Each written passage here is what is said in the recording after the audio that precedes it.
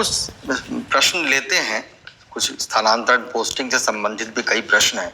सरकार शिक्षकों के स्थानांतरण एवं नए पोस्टिंग के लिए क्या कोई टाइमलाइन निर्धारित कर रही है? इस पर कुछ बताना चाहेंगे सर?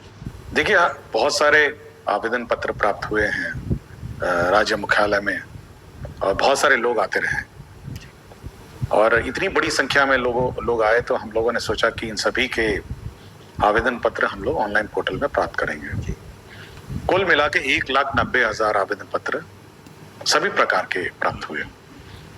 फिर हम लोगों ने उसकी समीक्षा की कि किस प्रकार के आवेदन पत्र हैं और हम लोगों ने उसको देखा कि मोटा मोटी वो जो है ब्रॉडली वो 7 कैटेगरी के लोग थे।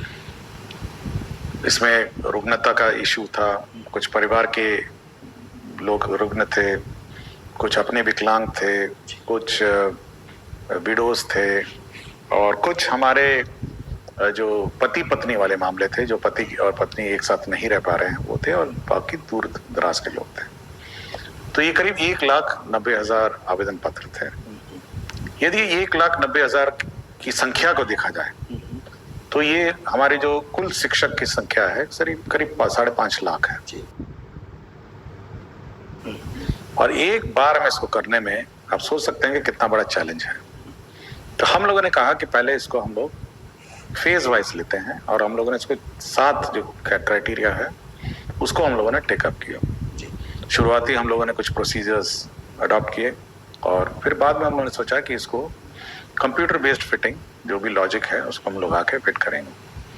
तो सबसे पहले हम लोगों ने जो ऊपर के 7 कैटेगरी हैं जिसमें बीमारी का कारण है, उसके बाद उसमें जो लोग बीमार हैं, जिनके परिवार के लोग गंभीर रूप से बीमार हैं, पति पत्नी के जो मामले हैं, कुल 7 कैटेगरी के जो आवेदन पत्र हैं वो हम लोगों ने टेकअप किए और उस सभी को टेकअप करके हम लोगों ने एक मुश्त हम लोगों ने जिला आवंटन कर दिया, जो हाल ही में आपने देखा होगा कि बड़ी संख्या में एक सूची निकली है जी।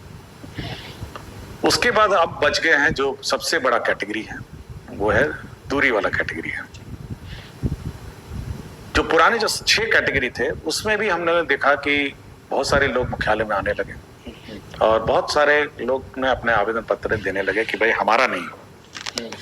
तो ये बात मैं बिल्कुल सभी को हम लोगों ने पत्र के माध्यम से भी स्पष्ट किया है कि करीब 650 लोग ऐसे लोग थे जिनका ना ही जो उनका सर्विस रिकॉर्ड है उसमें ना ही ये लिखा है कि वो किस प्रकार के टीचर हैं, वो कौन से कक्षाएं पढ़ाते हैं, वो प्राइमरी स्कूल टीचर हैं, मिडिल स्कूल टीचर हैं, हाई स्कूल टीचर हैं, इसकी कोई जानकारी उनके रिकॉर्ड में नहीं। इसलिए जब ट्रांसफर पोस्टिंग का जो सॉफ्टवेयर चला तो उतने उसने छांट दिया 650।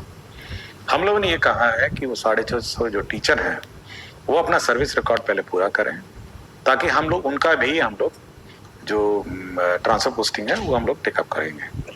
तो इस पूरे एक्सरसाइज के बाद ये जो फर्स्ट 6 कैटेगरीज हैं तो ये फर्स्ट 6 कैटेगरी कंप्लीट हो जाएंगे। बच जाते हैं जो लास्ट कैटेगरी, सबसे बड़े कैटेगरी है वो है जो दूरी वाले हैं, जो अपने होम डिस्ट्रिक्ट जो अपने जहाँ पे जो इच्छिक डिस्ट्रिक्ट है उससे दूर है और उसमें भी पुरुष हैं और उसमें महिला है। हम लोगों ने सबसे पहले जो टेकअप किया है वो है जो नियोजित सक्षमता पास जो टीचर हैं उसको हम लोग फर्स्ट टेकअप करें। महिलाएं फीमेल सक्षमता पास फीमेल है। ऑलमोस्ट मैंने लिस्ट हम लोगों ने फाइनल कर ली है और आज शनिवार है, 1-2 दिन लगेगा उसको समीक्षा करके क्रॉस चेक करने में।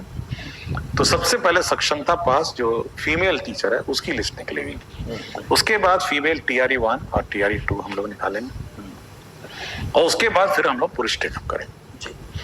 तो इससे ये है कि हम लोग एक बार एक तो फेज वाइज देखते हैं, चेक करते हैं, फेज वाइज हम लोग चल रहे हैं और सबसे पहले तो हम लोग को पहले जिला अपने अपने जिलों में उसको आवंटन कर रहे हैं और हम लोग जब जिले आवंटन करते हैं तो हम लोग ये चेक करते हैं कि ऐसा ना हो कि कुछ जिले से अचानक बड़ी संख्या में लोग बाहर निकल आए और कुछ जिले में अचानक बहुत सारी संख्या में आ जाए। तो उदाहरण स्वरूप जैसे मैं बताना चाहूंगा कि पटना जिला के लिए ऑलमोस्ट 20% आवेदन पत्र पटना जिला के लिए और सभी लोग पटना जिला आना चाहते हैं और वो भी पटना के नगर निगम क्षेत्र में आना चाहते हैं। तो हम लोग ये सब चेक करते हैं कि वास्तव में मतलब कितने लोग आ रहे हैं किसी जिला में और कितने लोग किसी जिला से जा रहे हैं। तो जब हमारे सिस्टम में हम लोग चेक करते हैं, जब हमारे सामने शीट आती है, तो 38 जिले से लोग जा रहे हैं और 38 जिले में लोग आ रहे हैं। तो पूरी संख्या रहती है कि कितनी संख्या में लोग जा रहे हैं और कितनी संख्या में आ रहे हैं। एक तो जिला का अपना बैलेंस बिगड़ना नहीं चाहिए, दूसरा स्कूल का भी बैलेंस बिगड़ना नहीं चाहिए। पता चला एक स्कूल खाली हो गया और दूसरे स्कूल में जहां पे 5 शिक्षक की आवश्यकता थी वहां 8-10 हो गए। तो स्कूल का भी अपना बैलेंस नहीं बिगड़ना चाहिए। तो जितनी आवश्यकता है किसी स्कूल में उतने ही टीचर जाएंगे। तो हम लोग की ये पॉलिसी है कि जहां तक संभव हो, अगर वैकेंसी होगी तो हम लोग एडजस्ट कर देंगे उसी स्कूल में जहां पे आपने जिस पंचायत में आपने मांगा है।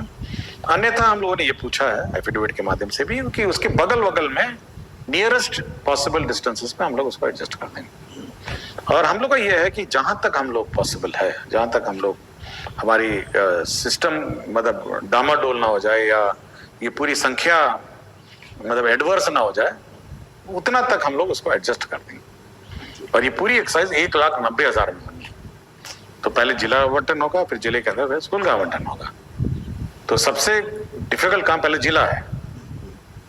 और कभी कभी देखते हैं कुछ जिले में नाम नहीं लूंगा, ये वहां बड़ी संख्या से बाहर है, और कुछ जिले हैं जो बड़ी संख्या में वहां पे एंट्री हो रही है टीचरों की। तो ये रेशियो कभी डगमगा न जाए और डामाडोल ना हो, ये हम लोग देख रहे हैं। और हम लोग देख रहे हैं कि ठीक ठाक ऑलमोस्ट फिट हो जा रहा है। और नियोजित महिलाओं का शुरू होगा, उसके बाद TRE 1 TRE 2 महिलाओं को टेकअप करेंगे, फिर पुरुष का टेकअप कर लेंगे। सर, एक मनीष कुमार सिंह है, राजकीय मध्य विद्यालय कुम्हैनी, रफीगंज, औरंगाबाद के। इनकी शिकायत है कि इन्हें जो जिला अलॉट किया गया है उनसे ये संतुष्ट नहीं है। ये कहते हैं कि मैं OBC का कैंडिडेट हूँ, पर ज़्यादा नंबर होने के कारण मेरा मेरिट जनरल कैटेगरी में बना दिया गया है। OBC का कैंडिडेट को हमसे कम नंबर लेकर उसको अपना जिला अलॉट कर दिया गया है। मेरा अधिक नंबर एवं OBC होने के बावजूद भी अपना जिला नहीं मिला है। देखिए, हम लोग का जो क्राइटेरिया है, जब हम लोग टेकअप करते हैं पोस्टिंग के लिए, हम लोग उस कैटेगरी को लेते हैं जो BPSC जिस कैटेगरी में रिजल्ट देता है। आप किसी भी कैटेगरी के मतलब कैंडिडेट हो, बट BPSC जो रिजल्ट देता है उसी कैटेगरी को हम लोग मान के चलते हैं।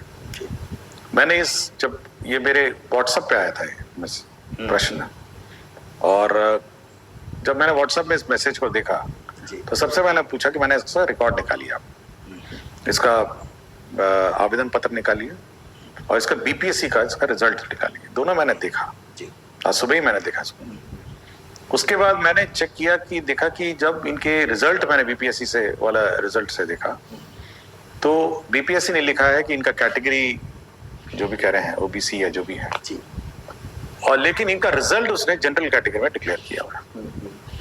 तो जब हम लोगों ने पोस्टिंग शुरू किया तो उनको जनरल कैटेगरी का आधार पे मानते हुए हम लोगों ने कर दिया। इनका ये कहना है कि इनको OBC सीट जो है वो मिलनी चाहिए, मतलब इनका मेन क्लेम।